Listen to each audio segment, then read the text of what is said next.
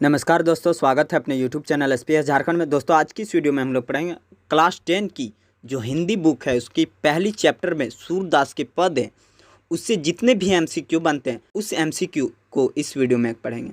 दोस्तों यह उन छात्रों के लिए इम्पोर्टेंट है जो छात्र उत्पाद सिपाही में पेपर 2 में हिंदी रखें। तो पहली चैप्टर में सूरदास के पद हैं, उनसे किस प्रकार से प्रश्न पूछे जाएंगे यह जानने का इस वीडियो में प्रयास करेंगे। वीडियो के अंत तक बने रहें और देखिए कि किस प्रकार से प्रश्न पूछे जाएंगे। पहला प्रश्न है, सूरदास का जन्म किस वर्ष माना जाता है? ए 1468 ईस्वी, बी 1458 ईस्वी, सी 1478 ईस्वी और डी 1488 ईस्वी। दोस्तों सूरदास का जो जन्म है वो माना जाता है 1478 ईस्वी में। नेक्स्ट क्वेश्चन है दोस्तों, विभिन्न मान्यता के अनुसार सूरदास की जन्मस्थली कहाँ है? ए वृंदावन, बी दिल्ली के निकट, सी वाराणसी और डी इनमें से कोई नहीं। सूरदास का जन्म स्थान कहाँ है? तो इसका करेक्ट आंसर है दोस्तों दिल्ली के निकट सी, जो कि इसका करेक्ट आंसर होगा ऑप्शन बी। नेक्स्ट क्वेश्चन है दोस्तों, इनमें से सूरदास के गुरु कौन थे? ए रामानंद, बी आत्माराम दुबे, सी महाप्रभु वल्लभाचार्य और डी तुलसीदास। दोस्तों इनमें से कौन से हैं जो कि सूरदास के गुरु हैं? तो उसका करेक्ट आंसर होगा दोस्तों सी, महाप्रभु वल्लभाचार्य सूरदास के गुरु थे। नेक्स्ट क्वेश्चन है दोस्तों, सूरदास निम्न में से किस समूह या वर्ग के कवियों में सर्वाधिक प्रसिद्ध हैं? ए अष्टछाप, बी छायावादी, सी सप्तक और डी पंचछाप। दोस्तों इनमें से सूरदास जो है वो किस लिए सर्वाधिक प्रसिद्ध हैं? कौन से समूह या वर्ग के कवियों में सर्वाधिक प्रसिद्ध है? तो इसका करेक्ट आंसर होगा दोस्तों अष्टछाप, ऑप्शन ए। नेक्स्ट क्वेश्चन है दोस्तों, सूरदास निम्न में से कौन से घाट पर रहते थे? ए गौ घाट, बी मथुरा घाट, सी अस्सी घाट और डी हरिश्चंद्र घाट। दोस्तों सूरदास कहाँ रहते थे? तो इसका करेक्ट आंसर होगा दोस्तों गौ घाट। नेक्स्ट क्वेश्चन है, गौ घाट कहाँ स्थित है? ए मथुरा, बी वृंदावन, सी मथुरा तथा वृंदावन के बीच और डी इनमें से कोई नहीं। तो दोस्तों गौ घाट मथुरा और वृंदावन के बीच में स्थित है। जहाँ सूरदास रहते थे वो मथुरा और वृंदावन के बीच में स्थित है गौ घाट। नेक्स्ट क्वेश्चन है दोस्तों, सूरदास किसके मंदिर में भजन कीर्तन करते थे? ए राम, बी कृष्ण, सी श्रीनाथ और डी राधा। तो दोस्तों इसका करेक्ट आंसर होगा सी श्रीनाथ। जो सूरदास हैं दोस्तों वो श्रीनाथ जी के मंदिर में भजन कीर्तन करते थे। नेक्स्ट क्वेश्चन है, सूरदास की मृत्यु कहाँ हुई थी? ए वाराणसी में, बी मगहर में, सी पारसोली में और डी मथुरा में। तो दोस्तों सूरदास की मृत्यु कहाँ हुई थी? तो इसका करेक्ट आंसर होगा सी पारसोली में। सूरदास की मृत्यु पारसोली में हुई थी। नेक्स्ट क्वेश्चन है दोस्तों, सूरदास की मृत्यु कब हुई थी? ए 1573 ईस्वी, बी 1663 ईस्वी, सी 1593 ईस्वी और डी 1583 ईस्वी। तो दोस्तों सूरदास की जो मृत्यु हुई है वो 1583 ईस्वी में हुई है। और कहाँ हुई थी दोस्तों? तो ये पारसोली में हुई थी। नेक्स्ट क्वेश्चन है दोस्तों, सूरदास द्वारा रचित ग्रंथों की संख्या कितनी है? 1, 2, 3, 4। तो दोस्तों सूरदास का रचित ग्रंथ की संख्या कितनी है? तो 3 है। कौन कौन से हैं दोस्तों? सूरसागर, साहित्य लहरी और सुरसरावली। ये 3 ग्रंथ हैं दोस्तों जो कि सूरदास के द्वारा रचित हैं। नेक्स्ट क्वेश्चन है दोस्तों, निम्न में से सूरदास का कौन सा ग्रंथ है? ए सूरसागर, बी सूरसरिता, सी ये तथा बी दोनों और डी इनमें से कोई नहीं। तो दोस्तों इनमें से कौन सा है जो सूरसागर का ग्रंथ है यानी सूरदास का ग्रंथ है? तो इसका आंसर है दोस्तों सूरसागर यानी ऑप्शन ए। नेक्स्ट क्वेश्चन है दोस्तों, निम्न में से सूरदास के ग्रंथ कौन से हैं? ए गीतावली, बी पदावली, सी सुरसावली और डी सवैया। तो दोस्तों इसका करेक्ट आंसर होगा सी सुरसावली। नेक्स्ट क्वेश्चन है दोस्तों, सूरदास का सर्वाधिक लोकप्रिय ग्रंथ कौन सा है? ए साहित्य लहरी, बी सूरसागर, सी सुरसावली और डी इनमें से कोई नहीं। दोस्तों इनमें से कौन सा ग्रंथ है जो सर्वाधिक लोकप्रिय ग्रंथ है? तो सूरदास के जो सर्वाधिक लोकप्रिय ग्रंथ है दोस्तों वो है सूरसागर। ऑप्शन बी इसका करेक्ट है। नेक्स्ट क्वेश्चन है दोस्तों, सूरदास किन रसों के सर्वश्रेष्ठ कवि माने जाते हैं? ए श्रृंगार तथा वात्सल्य, बी श्रृंगार तथा वीर, सी श्रृंगार तथा हास्य और डी श्रृंगार तथा रौद्र। दोस्तों सूरदास सर्वश्रेष्ठ कवि माने जाते हैं श्रृंगार तथा वात्सल्य के लिए, तो इसका करेक्ट आंसर होगा ए। नेक्स्ट क्वेश्चन है दोस्तों, सूरदास की रचनाओं में किसका सर्वाधिक चित्रण मिलता है? ए गोपियों का, बी कृष्ण का, सी राधा का और डी कृष्ण तथा गोपियों का। दोस्तों सूरदास की जो रचना है उनमें सर्वाधिक चित्रण मिलता है दोस्तों गोपियों का, क्योंकि गोपियाँ और उद्धव के बीच यह संवाद है और गोपियों का ही ज़्यादा चित्रण मिलता है। निम्न में से सूरदास का ग्रंथ कौन सा है? ए साहित्य सुधा, बी साहित्य संदेश, सी साहित्य लहरी और डी रसराज। दोस्तों इनमें से कौन सा है जो कि सूरदास का ग्रंथ है? तो इसका करेक्ट आंसर होगा दोस्तों साहित्य लहरी।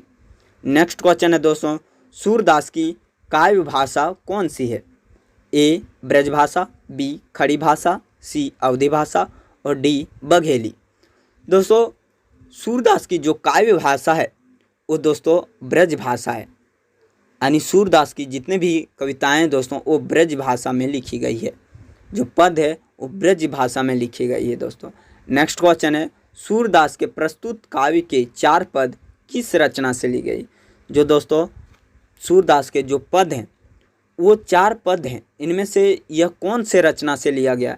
ए सूरसागर से, बी भरमर गीत से, सी सुरसारावली और डी साहित्य लहरी। तो दोस्तों जो सूरदास के जो प्रस्तुत पद हैं इनमें चारों पद दोस्तों आपको बताया गया पिछले वीडियो में कि यह जो चारों पद है यह भरमर गीत से लिया गया है, तो इसका करेक्ट आंसर होगा बी। नेक्स्ट क्वेश्चन है, कृष्ण ने मथुरा जाने के बाद स्वयं न लौटकर किससे गोपियों का संदेश भेजा था? ए उद्धव से, बी बलराम से, सी हारिल से और डी इनमें से कोई नहीं। दोस्तों जब श्री कृष्ण मथुरा चले गए और वहाँ से वापस लौट कर नहीं आए तो गोपियों को जो संदेश भेजा था वो उद्धव के माध्यम से भेजा था, तो इसको करेक्ट आंसर होगा दोस्तों ए। नेक्स्ट क्वेश्चन है, उद्धव ने निम्न में से कैसा उपदेश देकर गोपियों की विरह वेदना को शांत करने का प्रयास किया? यानी दोस्तों गोपियों ने कैसा उपदेश दिया कि गोपियों की जो विरह वेदना है यानी जो दुख है उसे कम करने का प्रयास किया गया?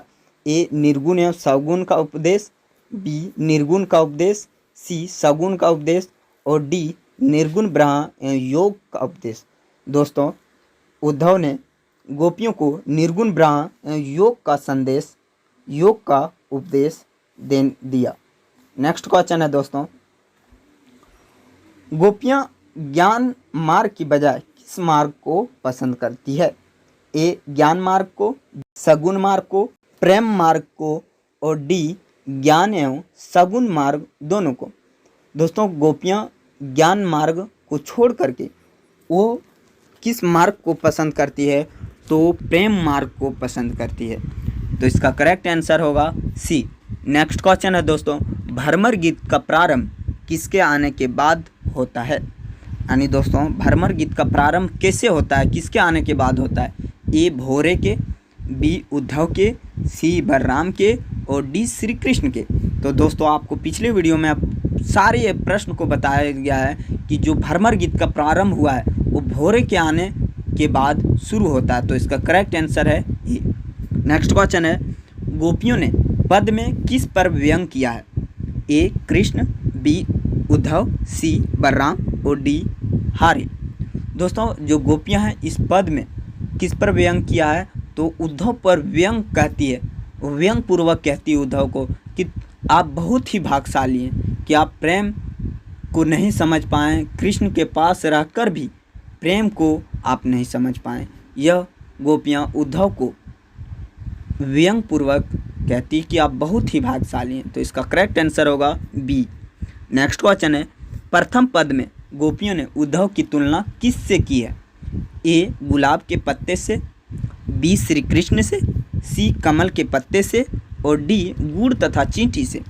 दोस्तों गोपियाँ प्रथम पद में उद्धव की तुलना कमल के पत्ते से करती है और दूसरा दोस्तों जो तुलना करती है वो तेल यानी जो घड़े तेल की गगरी होती उससे तुलना की गई। तो इसका करेक्ट आंसर होगा दोस्तों ऑप्शन में दिया हुआ है कमल के पत्ते से। तो इसका करेक्ट आंसर होगा सी कमल के पत्ते से। नेक्स्ट क्वेश्चन है, गोपियों ने स्वयं का कृष्ण के प्रति आकर्षण को किसकी भांति बताया है? ए गुड़ तथा चींटी की भांति, बी कृष्ण की भांति, सी उद्धव के भांति और डी इनमें से कोई नहीं। दोस्तों गोपियों ने स्वयं का जो कृष्ण के प्रति आकर्षण है यानी कृष्ण के प्रति जो प्रेम है वो किसके भांति बताया है? तो इनमें से दोस्तों ऑप्शन ए सही है, गुड़ और चींटी की भांति बताया है कि जिस प्रकार से चींटियाँ गुड़ को खाते रहती है और एक समय ऐसा आता है कि खाते खाते हुए उसी में मर जाते हैं, ठीक उसी प्रकार से गोपियाँ कहती है उद्धव को कि हम भी उसी प्रकार से कृष्ण के प्रेम में इस प्रकार से हैं कि हम उनके प्रेम में ही अपने जीवन तन मन से प्रेम किए हैं। नेक्स्ट क्वेश्चन है दोस्तों, गोपियाँ अपना संदेश उद्धव को ना देकर किसे देना चाहती है? ए श्री राम को, बी श्री कृष्ण को, सी राधा को, डी राधा एवं कृष्ण दोनों को। दोस्तों गोपियाँ अपना जो संदेश है वो उद्धव को देना नहीं चाहती। गोपियाँ उद्धव को कहती है कि हम अपने मन की बात आपको बताने का उचित पात्र नहीं मानते। वो चाहती है कि वो अपने मन की बात श्री कृष्ण से कहे क्योंकि गोपियाँ श्री कृष्ण से ही प्रेम करती है और गोपियाँ अपने मन की बात अपने प्रेमी श्री कृष्ण से कहना चाहती है। तो इसका करेक्ट आंसर होगा दोस्तों B Shri Krishna. Next question है, गोपियाँ किसके विरह में डूबी हुई है? ए श्री कृष्ण के, बी उद्धव के, सी राधा के और डी श्री राम के।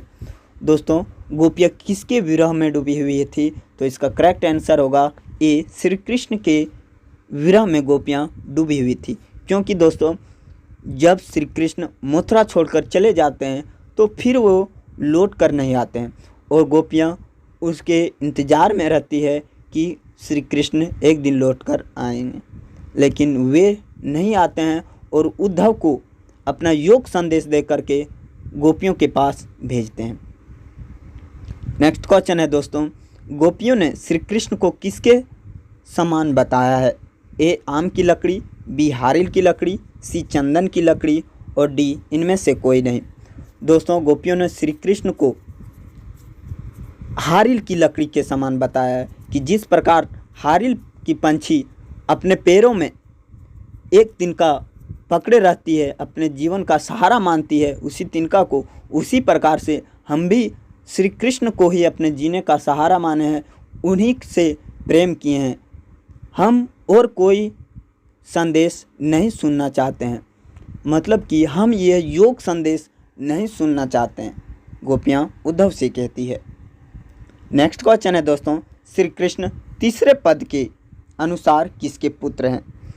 ए असुदा के, बी वासुदेव के, सी नंद बाबा के और डी देवकी के। तो दोस्तों तीसरे पद के अनुसार श्री कृष्ण और नंद बाबा के पुत्र हैं। इसका करेक्ट आंसर सी, तीसरे पद के अनुसार नंद बाबा के पुत्र हैं। नेक्स्ट क्वेश्चन है दोस्तों, गोपियों को उद्धव का संदेश कैसा प्रतीत होता है? गुड़ के समान, बी कड़वी ककड़ी के समान, सी ये एवं बी दोनों, डी इनमें से कोई नहीं। तो दोस्तों गोपियों को उद्धव का संदेश कैसा प्रतीत होता है? तो इसका करेक्ट आंसर होगा दोस्तों बी कड़वी ककड़ी के समान। गोपियाँ उद्धव से कहती है कि हम श्री कृष्ण के प्रेम में डूबे हुए हैं, हमें यह योग संदेश कड़वी ककड़ी के समान लगती है। यह योग संदेश उन लोगों को दें जिनका मन चंचल होता है। हमारा तो मन श्री कृष्ण पे ही लग चुका है और हम उसे हटाना भी नहीं चाहते। तो इसका करेक्ट आंसर होगा दोस्तों बी कड़वी ककड़ी के समान। नेक्स्ट क्वेश्चन है दोस्तों, अंतिम पद में गोपियों ने उद्धव के माध्यम से श्री कृष्ण को किस धर्म के पालन करने का संदेश भेजा है।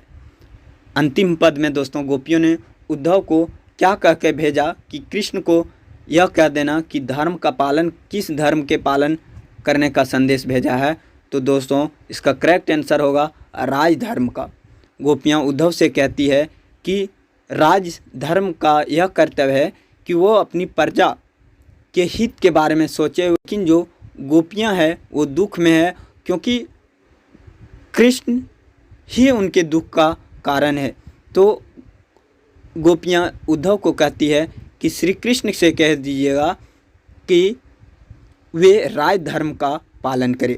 राज धर्म का पालन यह होता है कि वे अपने प्रजा को खुश रखें, लेकिन वे ही अब अत्याचार करने लगे हैं। नेक्स्ट क्वेश्चन है दोस्तों, उद्धव तुम हो अति बड़भागी किस कवि के पंक्ति हैं। ए कबीरदास, बी सूरदास, सी तुलसीदास और डी नरोत्तम दास।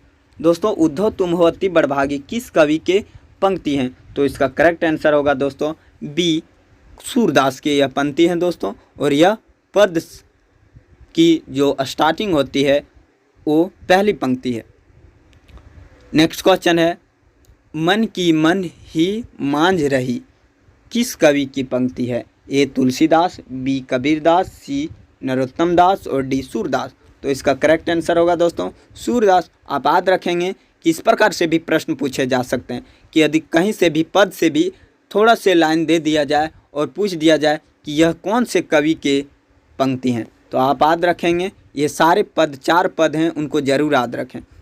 नेक्स्ट क्वेश्चन है, हमारे हरि हारिल की लकड़ी मन कर्म वचन नन नंदन उर यह दृढ़ करी पकड़ी, यह किस कवि की पंक्ति है। तो इसका करेक्ट आंसर क्या होगा दोस्तों सूरदास, क्योंकि आप लोगों को पता है कि यह सूरदास के पद से ही मात्र क्वेश्चन है। यदि यही प्रश्न बहुत सारे चैप्टर से लिया रहता तो आपको बहुत कन्फ्यूजन हो जाता, इसलिए आप उस 4 पद को जरूर याद रखें।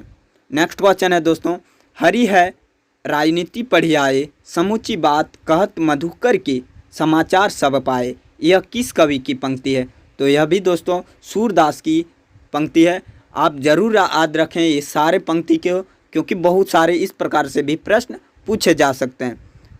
यदि वीडियो अच्छी लगे दोस्तों तो लाइक करें, हमारे चैनल को सब्सक्राइब करें और अपने दोस्तों के साथ शेयर करें। मिलते हैं नेक्स्ट वीडियो में, तब तक के लिए जय हिंद।